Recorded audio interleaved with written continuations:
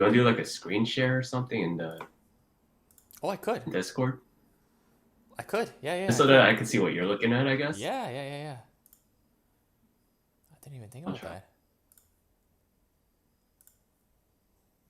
What are you doing? Down.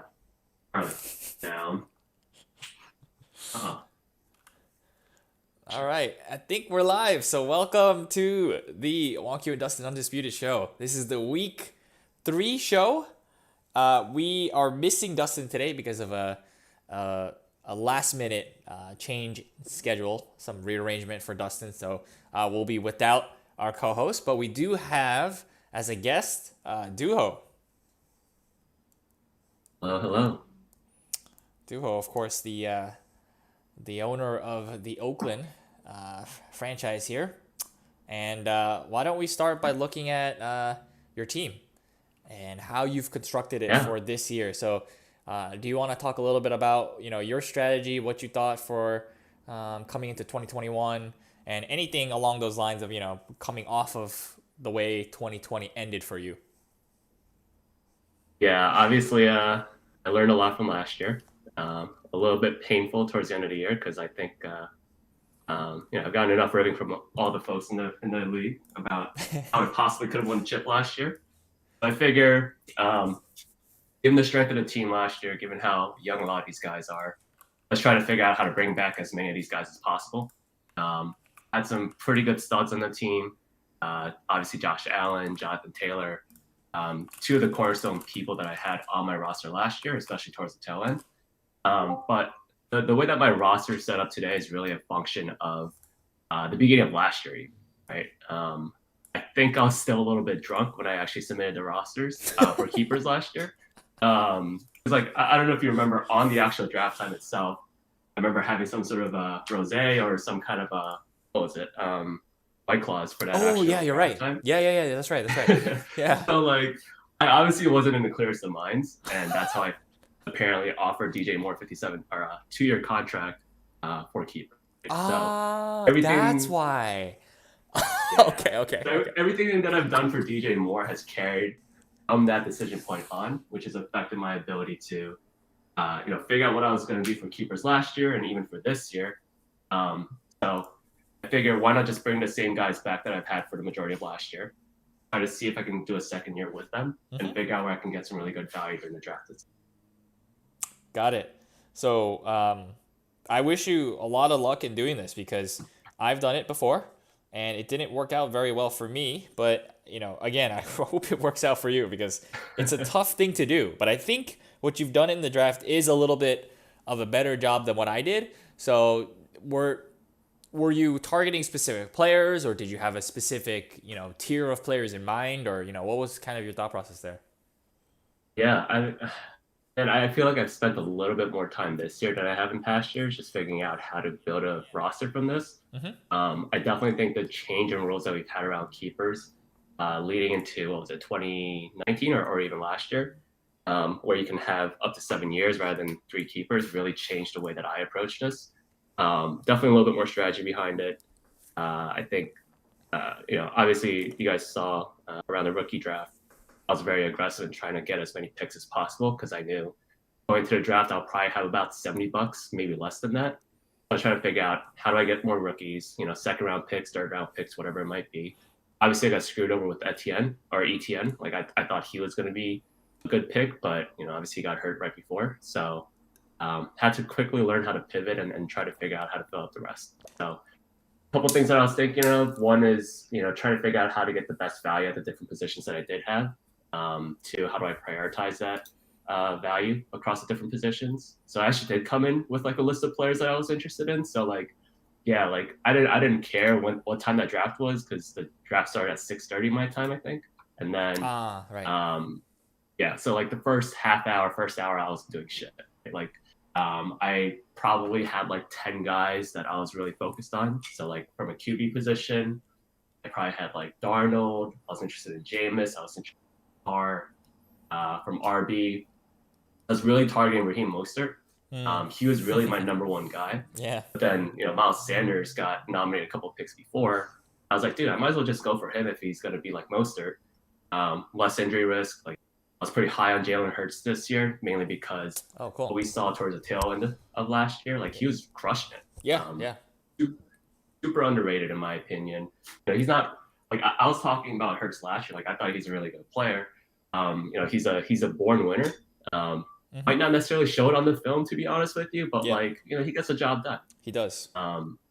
So because of that, I was actually a little bit higher on Miles Sanders because of how we've seen how good running backs can be when they're with running QBs outside of Buffalo, I guess. So I had a little bit of upside with Miles Sanders. I was also targeting Melvin Gordon just because I thought they were going to ease in Javonte, especially in the early part of the season. And then at wide receiver, I try to go as much value as possible. So it was probably like up, Thielen, Godwin, Lockett. Those are probably the four major guys I was going after. I don't know if you remember during the actual draft itself. That's right. You and I were kind of going back and forth on Godwin. Yeah. And I really wanted him, but you're so close to that $30 mark, and I knew I couldn't afford to spend that much at wide receiver, so I just left. Okay. Okay.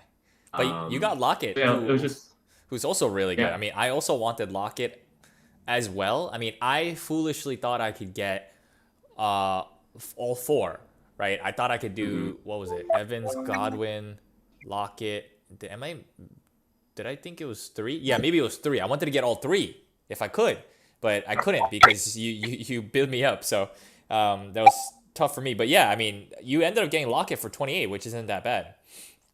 Yeah. I was pretty pumped about that. I also mentioned that I think he's going to have a better season than Metcalf this year. Obviously, remains to be seen, but so far so good. Yeah, you read that article.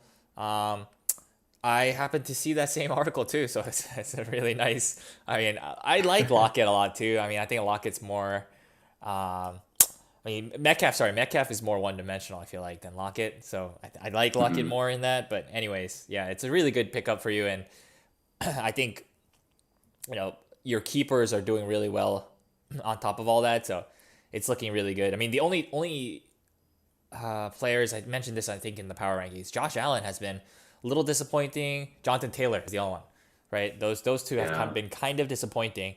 More so, I'm worried about Taylor, right? I think Josh Allen probably will recover. Maybe it's a product of some of the defenses and the matchups he's faced and whatever, right? But Taylor's usage, it doesn't look like one of the top backs in the league, maybe. But I'm curious if you have any thoughts there. Yeah, I just think in that system, I mean, they paid Nyheim Hines a lot of money. Yeah. They want to utilize their running backs a lot more. So, in terms of balance, yeah, it's not great versus some other situations, but Taylor's still getting 15 plus touches a week.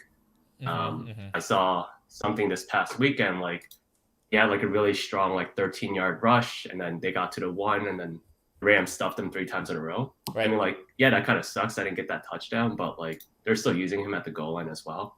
So I'm not too concerned right now, just because he's faced some pretty tough teams. Well, I think the Rams are pretty tough. The Seahawks, maybe not so much. I mean, he did a pretty good week against them in that first week, but the second week, yeah, I mean, I'm gonna forgive him just because he's got a pretty soft schedule. I mean, he's still playing the AFC South. He's got a lot of weak defenses he's going up against. Sure. I mean, a lot of my players have had slower starts than I'd like, but I think there's some upside. It's just a matter of patience. I'm actually a little bit more worried about Josh Allen right now. Oh, really? Okay. Yeah, just because I think that playoff game against the Chiefs last year really showed a lot about how you attack Josh Allen and be more aggressive, playing a lot more of that man-to-man coverage and just being really up in his face. I think all that pressure really got to him a little bit last year. I think a few teams have discovered that, and really good defenses are going to take advantage and utilize that. But Josh Allen's schedule also lines up, right? He's got 6 very, maybe 5 out of 6 matchups coming up where he might have a lot of points just because it's either weaker defenses or he's playing against pretty strong offenses where he needs to score. So, it's a little bit concerning, but I think there's some upside with both of these guys here. Yeah, I mean, again, I think you've done a really good job with the rest of the roster, so you don't really need them at this point. A lot of surprising players who's performed a little bit maybe ahead of where you might expect them to. Rob Gronkowski is one of them, and Derek Carr, and so on and so forth. Thank So you, John. yeah, I mean, exactly. So I think it's yeah, I think they have some time. It's okay for you to wait a little bit. I guess one thing you mentioned is, so with your rookie picks, I'm curious to like, what was your thought process in the first round in that selection? That's kind of what I was wondering as well. Yeah. So I, Jay kind of fucked me on that one. Because like, really? dude, I was talking about no, because like I was talking about Justin Fields the entire time, right? Like I was like, I already know 1.7. I'm Yeah, gonna take Justin Fields. He's gonna be available to me. And then out of nowhere, Jay takes what's his face, Waddle. Waddle. Yeah, I did not expect that. I don't know why I didn't expect it. Like obviously the wide receivers are really good, but like for me right now, just based on what we've seen in our league, like the first round value is really gonna be at running back. gotcha, Wide gotcha, receivers, maybe top of the second in my opinion, but gotcha. Waddle's obviously been good, right? Right, And when right, he took him, I was like, dude, like, how are you going to leave a top running back from this past year, ETN, out there, right? So right. I just had to take the best player available at that point, but then immediately regretted it because even though I've been saying Fields the entire time, I was actually thinking Trey Lance, right? And then first grade kills gone. So, yeah, that's Got how it. it played out. Got it. Got it. Man, I keep trying to do the I keep trying to get you with ETN these nuts, but I can't time it well. I couldn't time it well. So this is a fail for now, but I'll try. Oh man, because you say it in such a, you said his name in the middle of that sentence where I couldn't interject very well. You know what I mean? But anyways, um, good job by you on that to avoid that. But let's go to kind of, I think, did you want to speak about like your philosophy on how you approach the league? I don't know if you mentioned something to me, but I don't know if you want to share anything more along those lines, or Um, anything other than what you said already. I don't know if there's more. well, I think the biggest thing for me is just, I've learned a lot about like where I should put my value in. Yeah, And yeah. I think where I'm putting my values right now with my players is really around upside. Mm-hmm. Like it might not be sexy right now, but it could be really sexy later on. Oh Right. yeah. So like you and I were talking earlier this morning about Tommy Brown. Like, Yep. just trying to understand, like, I think he's got really strong potential to make that second year jump. I think he's got a lot of measurables. He's super talented. I mean, he's running a lot of routes right now, too. Right. Maybe the offensive situation isn't that sexy. Maybe he's a little bit skinnier and like maybe not getting as many opportunities just yet, just because of where he is in his talent or maybe his understanding of the offense. But I think he's got a lot of measurables that you like. He's got some speed, and he's obviously talented enough that they're putting him out as wideout too, above a lot of the other more tenured receivers in that team. I think he's got the potential to make a jump into next year. Yeah. But for me, like I look at my roster, and obviously I've drafted some guys with upside, but I need that upside to play out this year and like pretty immediately. Right. I'm trying to figure out like how do I balance, potential keepers for next year and all that talent versus something that I can use to win now. Yeah, it's a balance. I was just about to say it's a balance, and I think it's a difficult one for a lot of teams. Something that I always struggle with as well. I think sometimes I'm way too skewed on the upside, and then sometimes I'm way too skewed on players that I want to be able to play this week. Depends on of course, the situation of where you are in the season, right? I think a lot of the early season pickups and bench players have a lot of that upside baked in, right? Because we want to see if that can actually be something useful for this season. But then once you realize they're not anything, you just kind of move on, and you have to Yeah. go for those players who are actually going to help you week to week. But yeah, I mean, That's why I yeah. got Jacoby Myers as well. Like I thought he was going to blow up this year. Yeah, Um, yeah. I mean, like he's getting the most targets. He's running the most routes. I think he's like one below Nelson Aguilar right now. Mm-hmm. I mean, he's getting the most amount of offensive opportunities on that team. It just hasn't produced much because like they're not really great at passing the ball right now. Obviously, you got Mac Jones, so you know this pretty well. But Yeah. yeah, it's just like it's not that sexy, and I'm trying to figure out what to do with it. Yeah, it is tough when it doesn't come to fruition. I think that's the toughest call sometimes of how long do you hold on. That's a really big struggle sometimes I face when it doesn't hit, which is often, right? Because this isn't common for the upside to be actualized, I think. So, Mm. uh, yeah, I think it's an interesting topic. I think we've talked about it a lot over the years as we went through the show. Like, you always want to have someone on your bench, one or two players, and I think sometimes it's the practice squad player that could play into that, but you want to have those high upside players, even though they could be nothing Yeah, a I couple mean, weeks.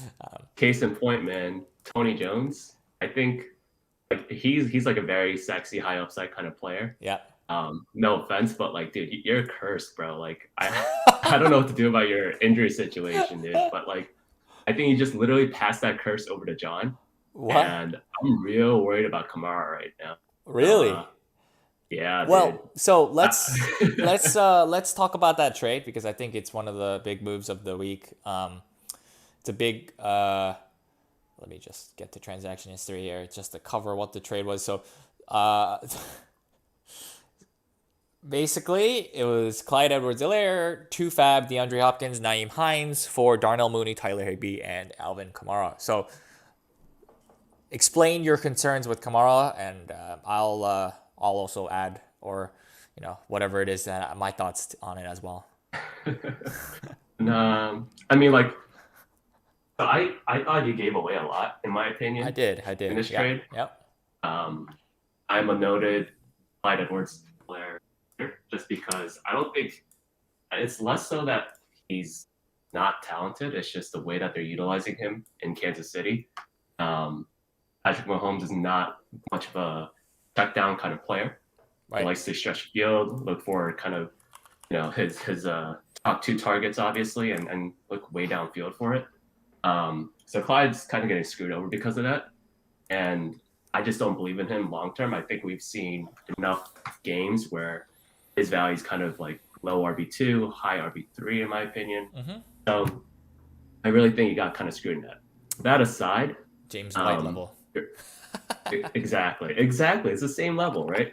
Yeah. But like for you, I think I don't know what's happened in the last 2 years, but you've had a player get hurt like every single week, and I'm talking like preseason too. Like it's not even normal football weeks. Yeah. So um, like that's partly why I've been trying to get rid of Will Fuller so bad because I'm just Oh like, dude, God. like I can't have this guy on my team, like cursing the rest of my squad. Like I don't know what's happened here.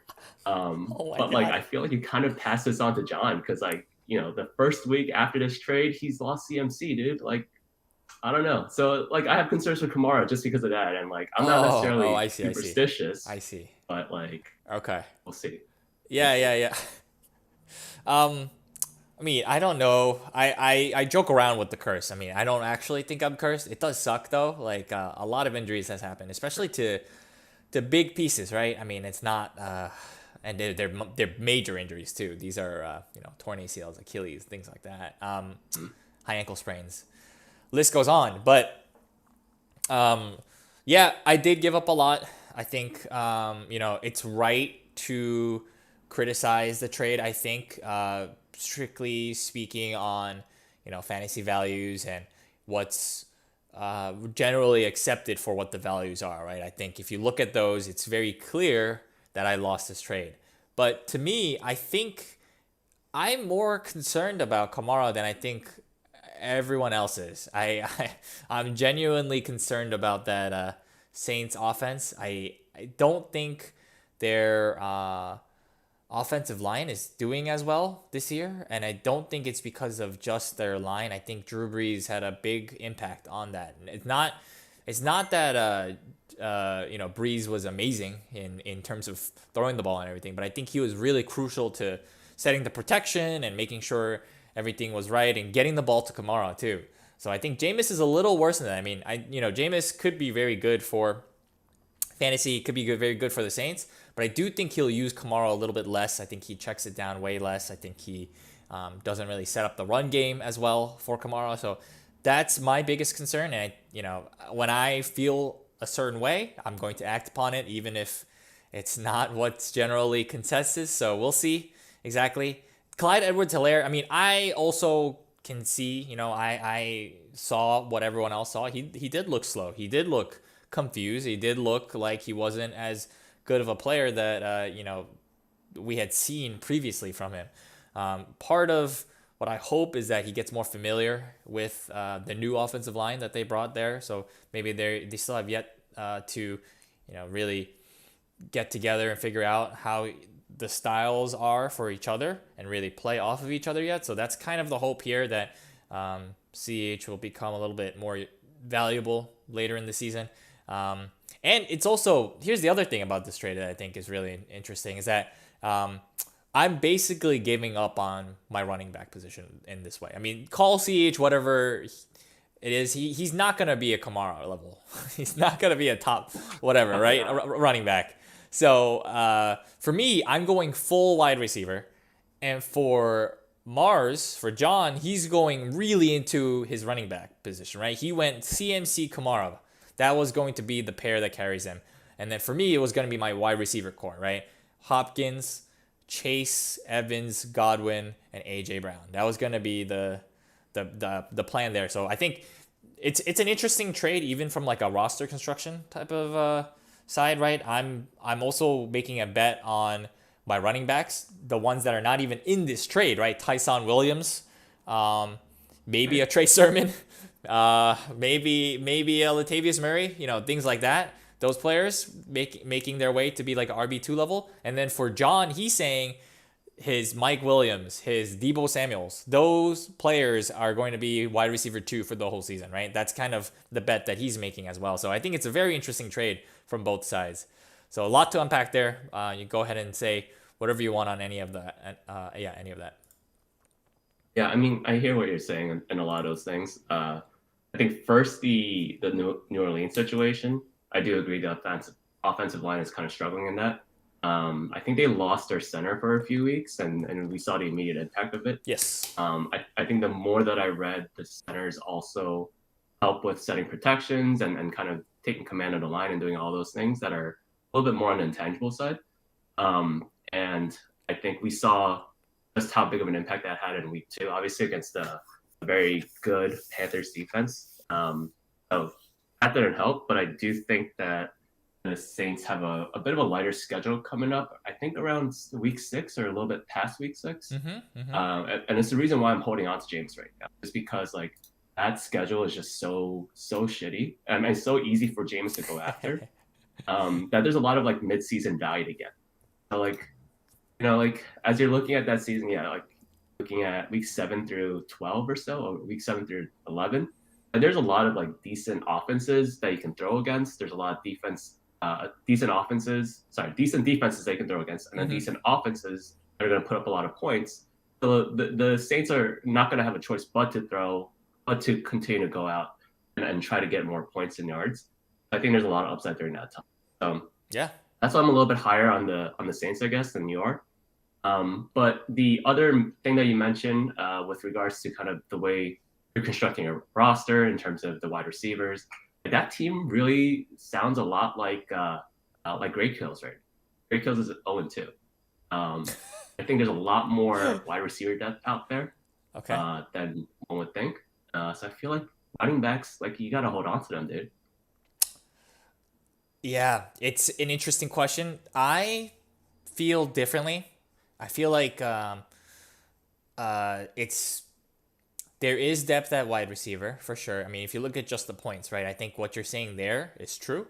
I don't disagree with that part, right? I think, if you take, let's say, the wide receiver 40 versus the running back 40, the wide receiver 40 is going to have more points.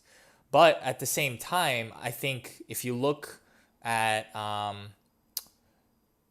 so it's two things. First is like the stability of the position, right? I'm thinking of the running back as something that I could plug and play. Hopefully, that's the goal, right? I'm not gonna play one player there the whole time. I'm hoping that I can kind of scrap together something there. That's kind of the idea from that perspective.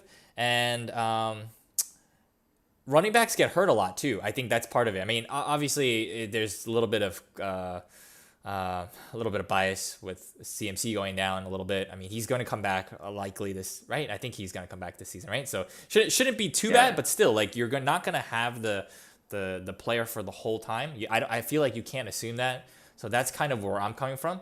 But I can see what you're saying about great kills. That is unfortunate. That's going to be rough. But at the same time, the other 0-2 team is Yonkers, who built their team on their running backs, right? Like he built it on Mixon, Zeke, and Saquon, and it's the same record. So I think there's obviously it's more than just the positions, right? You need to have the right collection of players. I mean, you can name maybe 3 different running backs that Jay has, and that could have made it so that he has a 1-1 or 2-0 record. It's an interesting, I think, like strategic point, and we'll see how it goes. This is a really early trade, right? So it's going to have major ramifications down the road. So I get the sense. Chu said to tell Brown to stop dropping passes, and then maybe he'll have a little bit more value as well. I think he was mentioning this for Miami. Oh, that one. Yeah. I think it's on AJ Brown. Yeah, well, both Browns need to. Yeah, AJ Brown definitely needs to stop dropping passes. But I think AJ Brown will bounce back. I'm not too concerned about that dude at all. I think the other parts of the trade. I mean, obviously Kamara, Clyde, they are the big names of the trade. But it does suck that I gave up Mooney and Higbee. I mean, I think that's where I'm very. It doesn't feel great. I believe in Mooney, clearly. I matched him. I had him on practice squad for a long time. I think he's going to be great, honestly. I think he's going to be fantastic, especially with Fields coming in. And then Higbee, he's underrated. I mean, he's been in there for all the snaps. I'm sure all route run, et cetera, et cetera. All those stats look good, right? All the analytics there look good. It's just a matter of time before his production catches up with him. So I do think I gave up a lot for this. I don't know. We'll see. Yeah, Higbee's the only one of 2 tight ends to play 100% of snaps. Him and Logan Thomas. So, Logan Thomas, wow. Yeah, dude. So I mean, I agree with you. Like, I thought you gave up a lot on those ends. I honestly thought John did a very good job of getting 2 players that I'm very high on and have a ton of upside on. Mm-hmm. Unfortunate, man. Man, Kelsey has not been in there for 100%. Why would you take him off the field? That's just like a random. He doesn't block, bro. What are you talking about? Did the Chiefs run the ball to block that? That's true. If they did that, then Clyde would be not even in this trade. But anyways, maybe I should have talked with you and seen if I could gotten more. But anyways, let's move on to the waiver wire a little bit. I mean, if there's anything else you wanted to say for the, I don't know. I mean, I thought the power rankings were very interesting. Oh yeah, let's go look at that. That is something that we've been trying to do more and more often is to talk about the power rankings. So what caught your eye? Just more so the interesting conversation that we had earlier this morning. Yes. Obviously, I wasn't as much of a party to that. I was more of a spectator. Sure. What are your thoughts? I just wanted to say I appreciate all you guys' work. Like, it's awesome to have like a media team that puts out content like this every week, even if it was every 2 weeks or every month. I'd still really appreciate it. Thanks, guys. Yeah, thank you for that. I mean, it is hard. It is tough. I mean, it is time consuming, right? It's not something that magically happens. I wish it did, and we put a lot of time and effort and thought behind these. And I want to reiterate what I said. The last thing I want to do is to influence people's decisions. I don't want to manage 7 other teams, right? I'm trying to just manage my own team, have my own thoughts, and speaking just really truthfully, I really have a lot of contrarian thoughts. I mean, even look at me with the Kamara thing, right? I mean, like, it's really, really strange, and I like to go against the grain at times, but so don't. Yeah, I mean, there's nothing more I can really say. It's just I think. Honestly, everyone has good intent and everything. It's just sometimes things can get miscommunicated and all that. So, The one thing that I will kind of argue against is the fact that you guys are putting Virginia over me, all three of you, Sure, literally sure. one spot above me. Yeah. So What's that's some what's the bullshit, argument? first of all. What's the argument? Yeah. No, I want to hear it. Yeah. That was from last year, dude. Like we moved on. Like I watch tape now and do all this other shit. Like I feel like my team's a little bit better than his, man. um. Yeah. So where did I have you? Yeah. It's close between you two. It's close. I think I I I think out of the rankers, I'm one of the lowest on yours, and I think I explained why in one of the earlier power rankings. So you've caught the wrong guy. You should talk to the other two maybe to convince, because I am a little down on your team Hmm. just because of like I said, Josh Allen. I'm not sure if he's going to be as good as he was. Like I think he's good. He's a great player. He's definitely made improvements in his game. But statistically, will it be the same as what he did last year? And this is a lot based off of what I experienced with Lamar. Lamar's good. He's great. But statistically, Hmm. it went down, right? That year after he had the MVP year, right? So I think that similar thing could happen with Josh Allen. And then I was always worried about Taylor and his usage. That's what I asked you about earlier, and that's something that is a concern. Again, I think some of your other players have really surprised me. Players like Derek Carr. I mean, you didn't benefit off of Gronk yet, but I think you will soon, right? And I think Tyler Lockett has been carrying you for a bit, but Tyler Hmm. Lockett. One thing with Lockett after owning him for I think 1 or 2 years is that he isn't the most consistent player, right? He can really win you a week, which I think he's done, but he can also have you lose a week just because he doesn't show up. And so maybe you won't be victim of that yet, but I'm sure it's going to happen. There's a reason why he's only $30, right? I mean, But yeah. apparently he's had more input into this offense this year.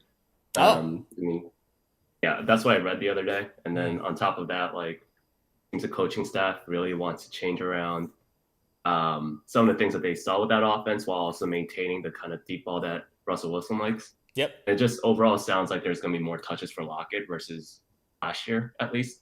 Right. Um, so far, it's playing out. I think he might be benefiting from this year's offense, just like DJ Moore is. Uh, like right now, like signs are positive.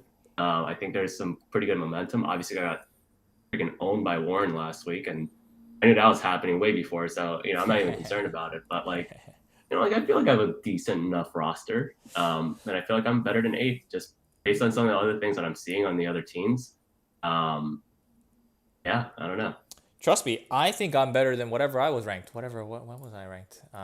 So that's my first comment. Oh, I'm ninth. Wait, That was week one though. you're not eighth. You're like fifth. Dude, you're looking at week one. Look at week two. Oh, am I looking at the wrong one? Oh, my bad. Yeah. You're seventh. Sorry. Okay. Oh, man, you're that low? I guess I put you seventh, so that shouldn't surprise me. Yeah. um, so yeah, there. I mean, there's also a couple things I want to say, right? Like, I wish Dustin was here because he is the power ranker who most is influenced by the actual GM rather than the players, right? My arguments are almost always player based. I have thoughts and players, and that's me. That's what I like to talk about and whatever. But Dustin, I think, has this approach of looking at the GM and what the GM will do. And so he thinks that Andrew Hua has the best strategy and execution in the current meta, right? So that's part of it, I think, of why, maybe if I were to speak for him, right? Like that's part of why he had ranked you guys in that way. Um, Mhm. I also want to say that everyone's team is very close as well. This is not. It's very close. I mean, this is not set in stone. I mean, even for 1 and 2, I don't think it's as surefire as it has been in previous years. I do think you've made massive improvements in your game as a GM, right? I think you're really strong. So I mean that's true for everyone. Honestly, it's very rare to see someone who's making really weird moves, except for maybe me now because I'm trying to be contrarian, but besides that, right? I think everyone, and that's part of why I do that sometimes too. I know everyone knows the right move, right? It's not like I'm gonna get anyone. I'm not gonna outsmart anyone doing the normal stuff. I have to do something that no one has seen, no one has thought about, right? That's kind of what I think when it's in this meta. But maybe I'm outsmarting myself a little bit when I do things like this. But Maybe. anyways, but yeah, go ahead. Yeah, I mean, I don't know if that's necessarily true that you can't outsmart anybody in this league. I feel like there have been opportunities. You just got to find the right timing for it, right? Ooh, Like I got screwed last year because I was like, shit, like I haven't done anything at the trade deadline. I'm gonna FOMO into this trade because I was like, all right, good schedule, plenty of upside. Might as well take a bet, but I clearly shouldn't have. Like, those things do happen. So, and then of course I got Gronk for Kenny Gainwell. I don't know if Kenny Gainwell's upside is going to be that great. Like John really believes in him, so I'm happy for him. But like, I think his upside is peak James White. I would rather have peak Gronk. Obviously he's healthy again. He's playing like almost every snap. He's got 4 touchdowns already. Like that's a lot of upside, right? I want to chase after that. So remains to be seen, but I do think there's still opportunities to make those kind of trades. That being said, I know Virginia did it last year, but he's not going to take advantage of me this year. So like, I hope you guys are ready to kind of flip that and put Oakland above Virginia next week. nice. I want to see it. I really do. We'll make it happen. What was I gonna say? Oh yeah, you always compare people to James White. James White is like your your bar for running backs. He's good, man. No, he is good. He definitely is good. For fantasy though, I don't know. It's hard to bank on him. But yeah, I mean, this is really interesting. This is a really interesting talk. I mean, I think you are right. There are moments where you can take advantage of teams, of players, of emotions, of sentiments, right? I think you are right in that. That's the case. Yeah, it's true. And honestly, we all could do better, right? It's not just me. It's not just you, but all teams could try to look for those type of opportunities and make moves that, are maybe the smart moves for what they perceive, right? So I think it's a very interesting point. Yeah, man. The more we talk, it makes me much more nervous about the trade. I mean, I know what I saw, so I stand by it. But at the same time, it is very clearly not the standard move. Let's talk a little bit about Hua's team too, because I think that's the other side of the equation, right? Why would I defend Hua's team? I think a lot of it starts with Derrick Henry. I think he, as he clearly showed last week, can carry a week or 2 or 3, right? Like I think if he does that, it's really hard to beat this team. The receivers, they're pretty good. I didn't even realize he had Keenan Allen. For some reason, I thought he was on a different team. He got him for that stack. Right, with Herbert. I think Keenan Allen was like the first 3 guys that was drafted. Like $50 on him. Right. I mean, actually, looking at his team, I do think the wide receivers are very weak, but the running backs look very strong, and then the QBs I think are, middle of the road or even above average. So I think that's kind of where the evaluation is for me. But it's close. You're starting to persuade me a little bit, but that's because I'm easily persuaded. Yeah, I mean, like obviously Derrick Henry's a beast. Yep. Putting up 45 points or whatever that he did last week. Like, I think there might have been one other running back that has done that all year so far, and that's Aaron Jones, who crushed me last week with it.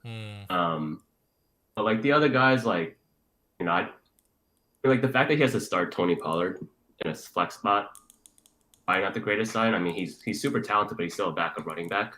Yeah, but do you know Tony Pollard? I think I wrote this in the article too. He's like, what was he? He's amazing. He's like a top 10 RB right now or something. It's like actually ridiculous.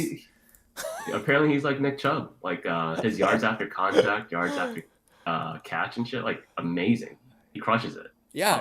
His efficiency, right? Yeah. I remember that. His efficiency is really high for some reason. Yeah, he's insanely talented. But like, No, he's playing behind Zeke. Like Zeke is no slouch.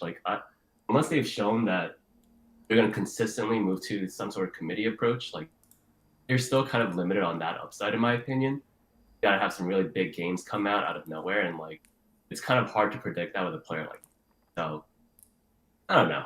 I'm just hating a little bit because it's fine. Everyone loves to hate a lot. Oh yeah, absolutely, absolutely. I mean, there is a little bit of that. Definitely. This is going to be a very interesting year. I think this is going to be very, very close. It's not obvious to me who's going to make the playoffs, at all. Yeah, and it's also 17 weeks, right? Like it's gonna be a week longer, which means that there's gonna be another week of injury. Yep. Like I think there's gonna be a lot of change to rosters by the end of the year, and like the top teams right now may not be the top at the end of the year, and then vice versa for the worst team. Yeah, I mean, it's not Interesting. not even injuries too, right? It's like underperformances. It's people losing, maybe their roles or their role shift or new players coming out of nowhere, right? Like it's all of that happening in one single week, right? If we see this game week to week in those slices, and a lot happens, even besides just things that are someone getting knocked out or anything like that. Yeah, Yeah. yeah, it's gonna be really interesting. Um,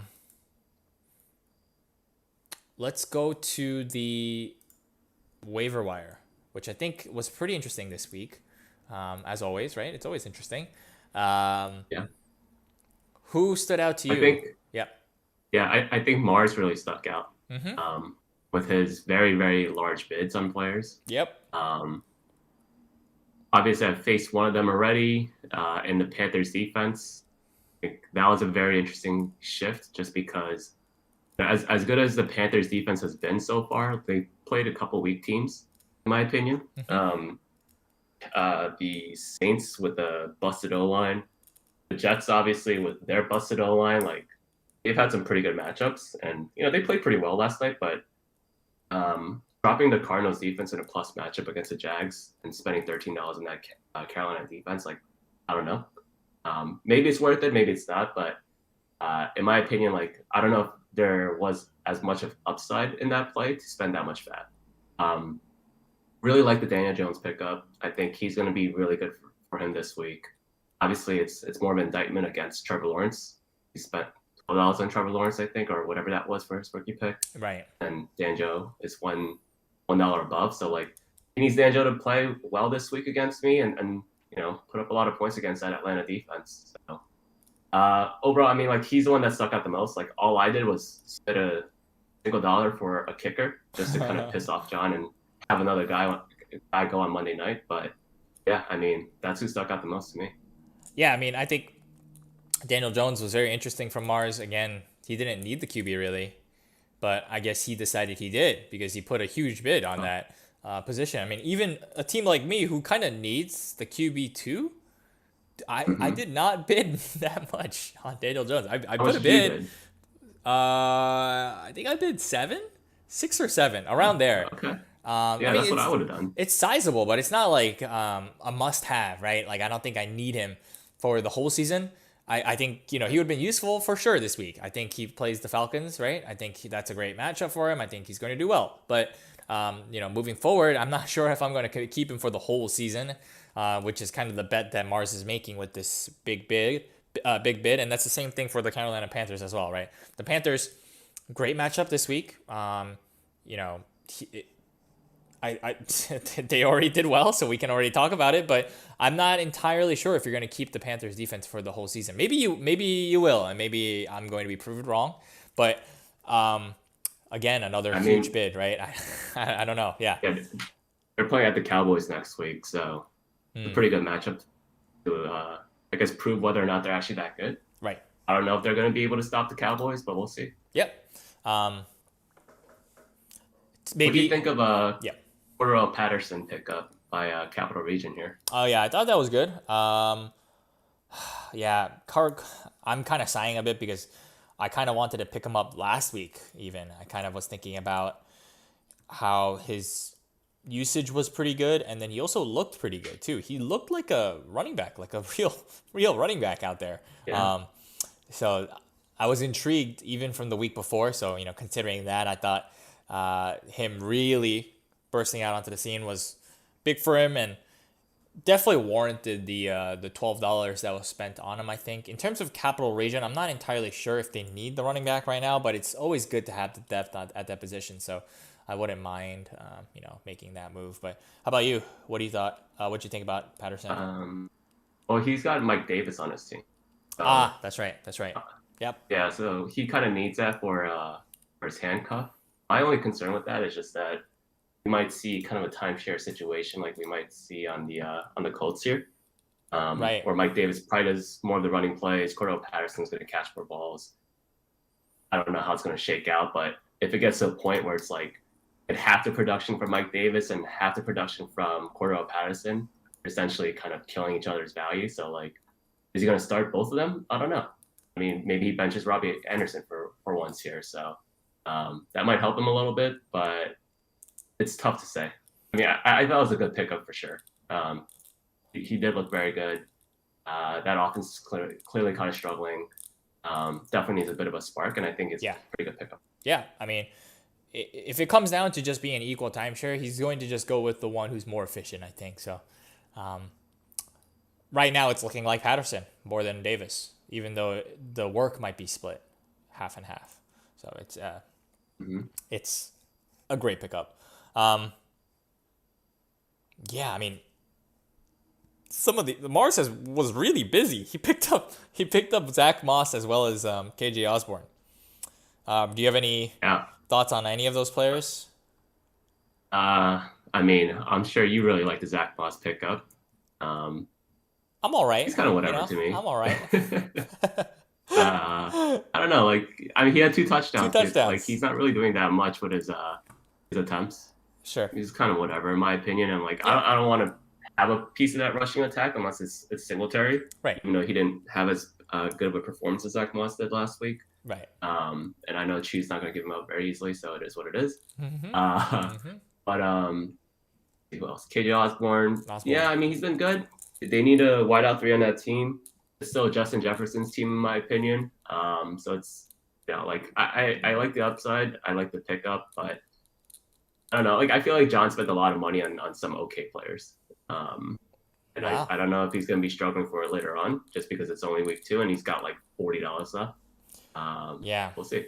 Yeah, I think. And Warren, you can take that double shot for me, bro. Yeah, I'm looking at what Warren's saying too.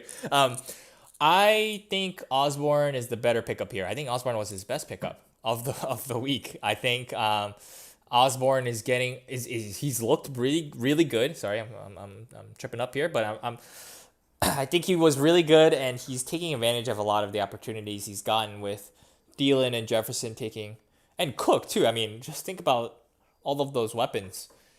Osborne is not going to get any, real attention from the defense, and he's really produced, really made the most of it. And I think he'll continue to do that. I mean, even if you don't start him, you just make sure that you can keep an eye on him and have obviously a claim to his stats here. With Zach Moss, yeah, I mean, I think I've been on this ride before. Like, it's just a touchdown dependent back. 2 touchdowns and he scores 15 points, right? Like, it's not much more than just the TD. So, if the Bills score a lot, then that's great. But if not, then whatever. I'm probably just hating on Osborne being picked up because he dropped my boy Cole Kmet. Forgot. Yeah. Yeah, dude, that's my dude, man. Like, he plays a lot. He looks good on tape. Like, he just hasn't been targeted enough because he hasn't had the right QB behind. But, Justin Fields is going to change all of that. Oh man, yeah, could be. Justin Fields is about to change everything, right? Could be. Yeah. I do. We'll see. I mean, I think it's hard to say if the passing attack will really be unlocked, right? I really think the rushing attack will be much better, but yeah. Yeah. Who else is here? Oh, J.D. McKissick by Harlem. That's interesting in terms of the pass catching back. Did really well, clearly, on Thursday night. I'll quickly go through it, and you can pick out anyone you thought was interesting here. Quinta Cephas for 5. I like that too. Cephas I think is a great player, and really had Yeah, I kind of regret dropping him earlier in the year, like before week 1. Yeah. I think I dropped him to get Ty Johnson, to be honest with you. Oh, really? Um, Oh, man. yeah. So, like, I kind of regret it, but, like, I don't know. I still feel like Hawk is the number 1 weapon on that team. Yeah. I think Cephas is going to take advantage of Tyrell Williams being out for a couple weeks, but Right. I don't know if he's necessarily got game-breaking speed or game-breaking talent in any regard to really warrant a roster spot, in my opinion. But Lamondre Stevenson wasn't doing anything, so I think it's a really good pickup for LIC to actually see some sort of upside in that. Yeah, definitely, especially at that position too for that team. I think he needs the wide receivers a little bit, so it makes sense. Yeah, I mean, anything else of note? I mean, I picked up the Raiders defense. I might start them this week. I'm just still deciding. Right, it depends. I just need to think about it for a little bit. Chu was not happy about that. Yeah, Chu was not. Yeah, that's true. Chu was not happy about that.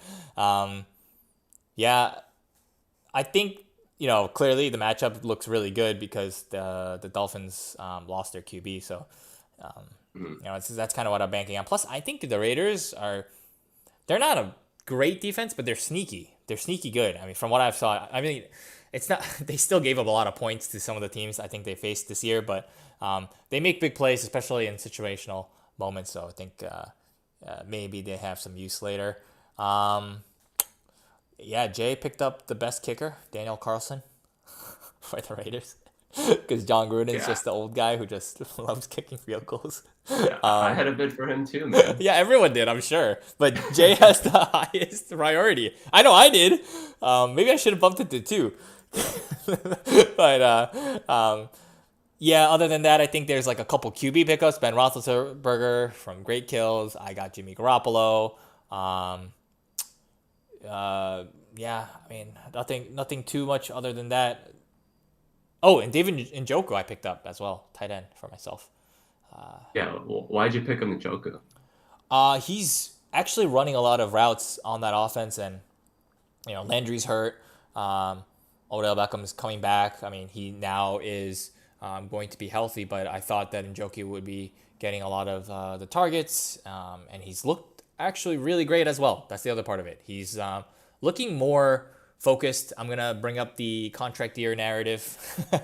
But no, I think it's something that he's trying to work and make sure. Like in previous years, he's really complained a lot, right? He was like wanting to be traded and all that stuff. But I think this year, hopefully he's realizing that he should be a little bit more mature and, actually produce and then go cry about it and, maybe get his money this offseason. That's the hope. It's $1. It's not like, it's a big investment. Tight end is an area of need for me. So that's kind of all my thoughts there. Yeah. I figured he might have gone for A-Hoop. I thought he was a TU1, not Njoku, but I guess it kind of makes sense. I think in terms of snaps, Hooper has more snaps, but I think route run, it's Njoku. Or is it targets? I forget. One of the what I deemed as more important stat, Njoku was higher. So that's kind of what I thought. But it's kind of like there's not much tight ends except for Tunyon, who Virginia picked up for 2. So maybe he's feeling a little bit iffy on George Kittle, who hasn't been as productive as he wants to right now. But I think that'll probably change as soon as this week because I think they face the Packers' really shitty defense. But anyways, do you have any other things you want to mention? Any other thoughts? Oh, that's it. I'm excited to see my power rankings move up next week after I beat John Lynn. Gonna try to trade him Tony Jones after Kamara gets hurt. Yeah. I can't wait to rank you below Virginia yet again. You see how you see those side arrows? I kept you there. right? I see that. Dude. Yeah, the seed. 3 weeks in a row. I've kept you there. But yeah, I mean, the most tilting thing sometimes is when you win your matchup and you still don't move in the power rankings. You know what I mean? That's when people are telling you that they think your team's a fluke. Oh man, it's the worst. That's the shit that stars up all the drama in the power rankings Oh channel, yeah. man. Oh yeah. I mean, I guess. I mean, yeah, yeah, and yeah, it's interesting too because we have different ways of ranking as well, right? All three of us have different ways of ranking. So I think that I wonder sometimes. I wish I could ask why Diaz thinks certain ways, right? As well, because I think we don't hear from him as much about some of his thought process. Maybe we can get him on the show again and talk about it. But you know, these rankings always a topic of discussion, Yeah, I mean, debate. he had me number one for a couple weeks, so I was a little bit surprised by that. But yeah, I hear you. Yeah, you dropped 5 from Diaz. No, That's dude. the real culprit. It wasn't me. I stood firm from what I saw from the start. Dude, I gotta Okay. find out what happened, man. Yeah, really. You did something that made him shake his confidence in you. Um, It's because he saw Jameis suck last week, it's and probably it. we all thought that Jameis was gonna be amazing, and Yeah, that's now he actually it. sucks. So, Yeah, I'm sure. But anyways, it's always fun talking with you, and we'll see you guys next week. later. Peace.